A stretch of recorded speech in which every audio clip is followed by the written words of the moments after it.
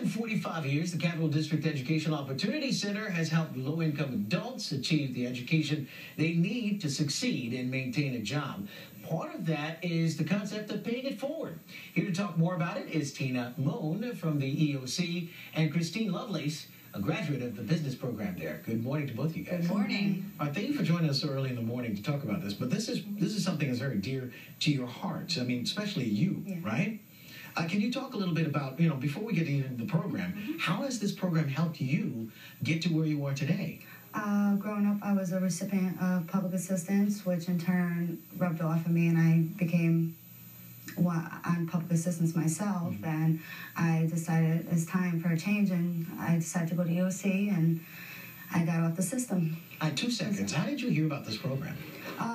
I walked by on my way to, I was working my grant at the public assistance, and I used to walk by on my way to my grant, and I decided it's time. All right. And Tina, talk about the program a little bit. I mean, before we talk about this pay it forward concept, what does the program do exactly to help people like Christina?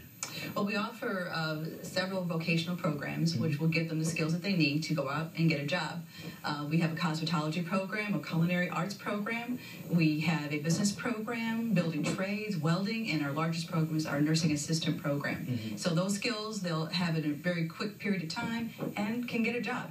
And Christine, what did you study there? I studied business, health information for today, and as well as information processing technology, and I also became MCAS certified, which is Microsoft. And can you tell us how you got your job? I mean, was it easier once you got the education? It was interviewing. They teach you interviewing skills, which is an incredible improvement. It helps a lot, and I also learned how to properly fill out a job application, which I didn't have any experience in the past. So, Tina, this is proof that this program actually works. Yes.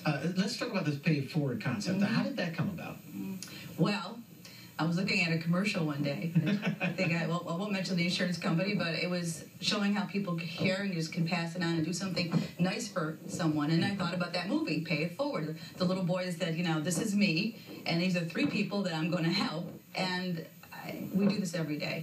And I thought, you know what, the people need to know what the EOC can do. And Christine is just one of our many students. We service about 300 students in vocational training, and we're helpful to find them employment internships so they get the experience. And these are not kids, they're adults that maybe never made it through high school, some things that, challenges that came in their lives. And so the EOC is there. It's free for those that qualify. You can't beat that. How do you make it free? I mean, the money has to be coming from somewhere, right? State-funded tax dollars are going towards education of our folks that just, don't have the wherewithal to afford education. And so education is the key. People that are coming out of incarceration, the first thing they need to do is to get a job. And so we're there to give them the skills that they need and go right back out there and become a good citizen.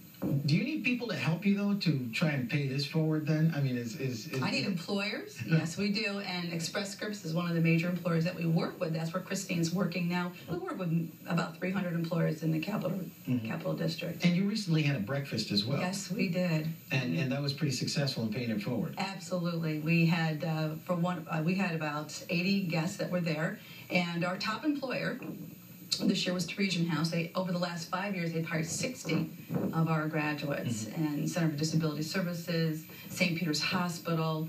These are folks that Van Rensselaer Manor have hired at least between 60 and 40 to 60 graduates over the last 5 years. That's incredible. All right, Tina, we're just about out of time, but you need students, right? We need students. Yes, we do. Okay. So if you want to come to the Educational Opportunity Center and you want a free education, call 273-1900 and ask for our admissions office, and we're going to try to help you the best we can. All right, Tina Moan from EOC, and then Christine Lovelace, thank you so much. A student who was a student there now has a job. Yes. Thank you so much for both of you guys to explain what this paying it forward thing was. And, of course, if they need more information, they can go to our website. Yes. For this phone number and everything. WNYT.com, and click links on the top right-hand side of the page. Again, ladies, thank you so much for being here. Thank you very much.